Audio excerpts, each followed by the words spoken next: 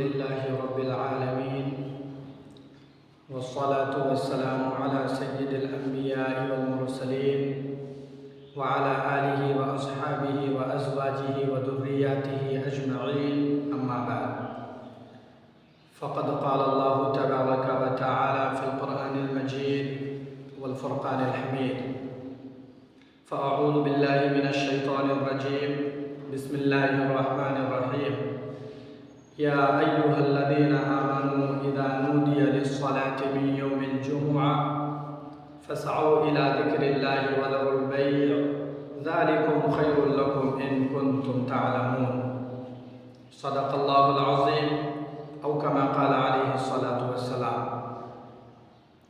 محترم بزرگ اور دوستو، آج جمعے کا دن ہے اور جمعے کا دن ہفتے کی عید ہے۔ سال میں دو عیدیں، عید الفطر اور عید الاضحیٰ تو آتی ہی ہیں، لیکن جمعے کی صورت میں تمام اہل ایمان کے لیے، تمام مسلمانوں کے لیے ہر ہفتہ عید آتی ہے۔ رسول اللہ صلی اللہ علیہ وسلم نے جمعے کے دن کو یوم الازہر، روشن دن، اور جمعے کی رات کو لیلۃ القدر، اجلی رات فرمایا ہے۔ ابن ماجہ کی روایت میں ہے کہ رسول اللہ صلی اللہ علیہ وسلم نے ارشاد فرمایا، جمعے کا دن تمام دنوں کا سردار ہے، جمعے کے دن کو تمام دنوں پر مرتبت حاصل ہے اور اللہ تبارک و تعالیٰ کے نزدیک سب سے بڑا دن ہے، یہاں تک کہ اللہ تبارک و تعالیٰ کے نزدیک عید الفطر اور عید الاضحیٰ سے بھی بڑا ہے۔ پھر حضور پاک صلی اللہ علیہ وسلم نے جمعے کی 5 خصوصیات بیان فرمائیں۔ پہلی خصوصیت یہ ہے کہ اللہ تبارک و تعالیٰ نے حضرت آدم علیہ السلام کو جمعے کے ہی دن پیدا کیا، اور دوسری خصوصیت یہ ہے کہ اللہ تبارک و تعالیٰ نے حضرت آدم علیہ السلام کو جمعے کے ہی دن زمین پر اتارا۔ تیسری خصوصیت یہ ہے حضرت آدم علیہ السلام کی وفات بھی جمعے کے ہی دن ہوئی، اور چوتھی خصوصیت جمعے کے دن کی یہ ہے، جمعے کے دن ایک ساعت ایسی ہے، ایک وقت اور ایک لمحہ ایسا ہوتا ہے، اس ساعت میں، اس وقت میں بندہ جو بھی دعا اللہ تبارک و تعالیٰ سے مانگے تو اس کی دعا قبول کی جاتی ہے، اس کی دعا قبول ہو جاتی ہے، بشرطے کہ حرام دعا نہ مانگی گئی ہو، حرام دعا نہ کی گئی ہو۔ حرام دعا کے علاوہ اللہ تبارک و تعالیٰ ہر دعا کو قبول فرما لیتا ہے۔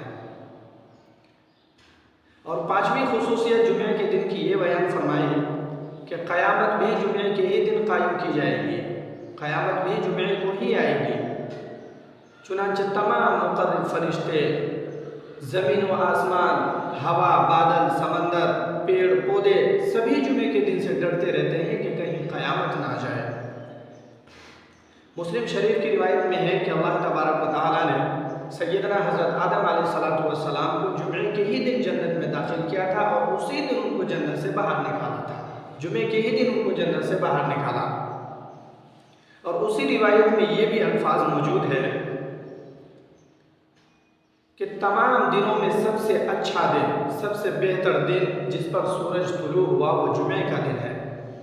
ابو داؤد کی روایت میں ہے کہ قیامت کا نفخہ اولیٰ اور نفخہ ثانیہ دونوں جمعے کے ہی دن ہوگا، یعنی پہلی سور بھی جمعے کو ہی پھونکا جائے گا اور دوسری سور بھی جمعے کو ہی پھونکا جائے گا۔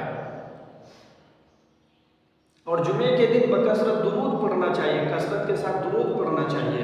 حضور پاک صلی اللہ علیہ وسلم نے امت کو اس کی تلقین فرمائی ہے اور ارشاد فرمایا ہے کہ جمعے کے دن بکثرت درود پڑھو، درود کی کثرت کرو، کثرت کے ساتھ درود پڑھا کرو، کیونکہ تمہارا درود پڑھنا مجھ پر پیش کیا جاتا ہے، فرشتوں کے ذریعے سے مجھ پر پیش کیا جاتا ہے۔ پھر اللہ تبارک و تعالیٰ نے قرآن مجید 22ویں پارہ سورہ احزاب میں بھی تو ارشاد فرمایا ہے، ان اللہ وملائکتہ یصلون علی النبی یا ایھا الذین آمنوا صلوا علیہ وسلموا تسلیما۔ بے شک اللہ تبارک و تعالیٰ اور اس کے معصوم فرشتے اپنے پیارے حبیب صلی اللہ علیہ وسلم پر درود بھیجتے ہیں، سلام پیش کرتے ہیں۔ تو اے مسلمانوں، اے ایمان والو، تم بھی اپنے رسول پر، تم بھی اپنے نبی، تم بھی اپنے پاک نبی پر درود بھیجا کرو، سلام پیش کیا کرو۔ یقیناً میرے عزیزو، جمعے کا دن بڑی فضیلت رکھتا ہے، بڑا بابرکت دن ہے۔ حضرت علی رضی اللہ عنہ سے ایک حدیث मरवी है, एक हदीस रिवायत है कि हज़रत अली रज़ी अल्लाह अन्हु फरमाते हैं कि एक मुख्तसर सा दुरूद शरीफ है, उस दुरूद को जो भी बंदा, जो भी शख्स जुमे के दिन असर की नमाज़ पढ़ने के बाद अपनी जगह से उठने से पहले बस 80 मरतबा पढ़ ले, ज़्यादा नहीं, कितने बार? 80 मरतबा पढ़ ले, तो उसकी फ़ज़ाइल ये बयान की गई है कि उस दुरूद को 80 मरतबा पढ़ने वाले के 80 साल के गुनाह माफ़ हो जाते हैं और 80 साल की इबादत का सवाब उसके नामे आमाल में लिख दिया जाता है। वो दुरूद क्या है? ये मुख्तसर सा दुरूद है, अल्लाहुम्मा सल्ली अला मुहम्मदिन नबीयिल उम्मी व अला आलिहि व सल्लिम तस्लीमा। बस ये मुख्तसर सा दुरूद है और इसके फ़ज़ाइल बेशुमार है, 80 साल की इबादत का सवाब मिलता है। लेकिन इखलास के साथ अल्लाह तबारक व तआला की रहमत से, अल्लाह ताला की कुदरत पर यकीन रखकर, उम्मीद रखकर पढ़ें तो इंशाअल्लाह ये सवाब ज़रूर हासिल होगा। एक मरतबा हज़रत अब्दुल्ला बिन अब्बास रज़ी अल्लाह अन्हु ने ये वाली आयत करीमा तिलावत की, अल-यौम अकमलतु लकुम दीनकुम व अतममतु अलैकुम निअमती व रज़ीतु लकुमुल इस्लाम दीना, कि आज मैंने तुम्हारे लिए तुम्हारे दीन को मुकम्मल कर दिया और तुम पर अपनी नियामत ताम कर दी, तमाम नियामतों को निछावर कर दिया, बिछा दिया, आम कर दिया, फैला दिया ताकि तुम खूब फ़ायदा उठाओ, और तुम्हारे लिए दीन की हैसियत से मैंने इस्लाम को पसंद कर लिया। मेरे अजीज़ों, इस्लाम एक सच्चा और अच्छा मज़हब है, अल्लाह तबारक व तआला उसकी तारीफ़ करता है, अमन और सलामती का दर्स देता है। जब ये वाली आयत करीमा तिलावत की तो एक यहूदी उनके पास बैठा हुआ था, उसने कहा कि अगर ये आयत हम पर नाजिल हुई होती तो हम लोग इस आयत के नुज़ूल के दिन को, यानी जिस दिन ये आयत नाजिल हुई होती उस दिन को हम लोग ईद का दिन बना लेते। तो इस पर हज़रत अब्दुल्ला बिन अब्बास रज़ी अल्लाह अन्हु ने फरमाया कि इस आयत का नुज़ूल ईद के ही दिन हुआ है, यानी जिस दिन ये आयत नाजिल हुई वो ईद का ही दिन था, वो भी दोहरी ईद थी, यानी जुमे का दिन था, वो भी अरफे का दिन था। भाइयों, जुमे का दिन मुसलमानों को नसीब हुआ, ये मुसलमानों की खुशकिस्मती है, ये मुसलमानों की खुशनसीबी है, वरना उम्मत साबिक़ा को भी ये दिन मिला था, साबिक़ा उम्मत को भी ये दिन मिला था, पहली उम्मतों को भी ये दिन मिला था, लेकिन उन्होंने इस दिन के हक़ को नहीं पहचाना, इस दिन का जो हक़ है इसके हक़ की तरह इस दिन को नहीं गुजारा, इसमें इख्तिलाफ पैदा किया, इसलिए अल्लाह तबारक व तआला ने उनसे ये दिन ले लिया और हमें अता कर दिया। अब अगर हम एहसान शनासी का मामला ना करें, हम भी इस दिन को इसके हक़ की तरह ना गुजारें, तो याद रखना भाइयों, ये हमारी बड़ी बदनसीबी और बदकिस्मती की बात होगी। इस दिन का क्या हक़ है, इस दिन को कैसे गुजरना चाहिए, इस दिन को क्या करना चाहिए, आइए ज़रा इस पर भी रोशनी डालते हैं। अल्लाह तबारक व तआला 28वां पारा सूरह जुमा में इरशाद फरमाता है, या अय्युहल्लज़ीना आमनू इज़ा नूदिया लिस्सलाति मिन यौमिल जुमुआ फसअू इला ज़िक्रिल्लाहि व ज़रुल बैअ ज़ालिकुम खैरुल लकुम इन कुंतुम तअलमून। ऐ ईमान वालो, जब जुमे के दिन नमाज जुमा के लिए अज़ान दी जाए तो सब के सब अल्लाह तबारक व तआला के ज़िक्र की तरफ दौड़ पड़ो, अपने रब की इबादत करने के लिए चल बसो, दौड़ पड़ो, सारी खरीदो फरोख्तों को बंद कर दो, सारे दुनियावी कामकाज को छोड़ दो, बेचने का सिलसिला, खरीदने का सिलसिला, सब कुछ को बंद कर दो, तुम अपने रब की इबादत की तरफ दौड़ पड़ो, अपने रब की जिक्र की तरफ दौड़ पड़ो, ये तुम्हारे लिए ज़्यादा बेहतर है, ज़्यादा अच्छा है। अगर तुम जानते हो, अगर तुम अक़ल व सलीम रखते हो, अगर तुम्हें ज़र्रा बराबर भी समझदारी है तो ये तुम्हारे लिए ज़्यादा बेहतर है। इस आयत करीमा से पता चला कि जुमे के दिन नमाज जुमा की तैयारी करनी चाहिए और जुमे की अज़ान होते ही सारी दुनियावी कामकाज को तर्क कर देना चाहिए, छोड़ देना चाहिए और जामे मस्जिद का रुख करना चाहिए। इस दिन की तैयारी क्या है? इस दिन की तैयारी ये है कि जुमे के दिन बंदा गुस्ल करे और जो खुशबू इतर वगैरह उसके पास मैसर हो वो खुशबू लगाए, उम्दा किस्म का खुशबू लगाए और उम्दा किस्म का लिबास पहनकर मस्जिद में आए, अच्छा लिबास, पाक साफ सुथरा कपड़ा पहनकर मस्जिद में हाजिरी दें।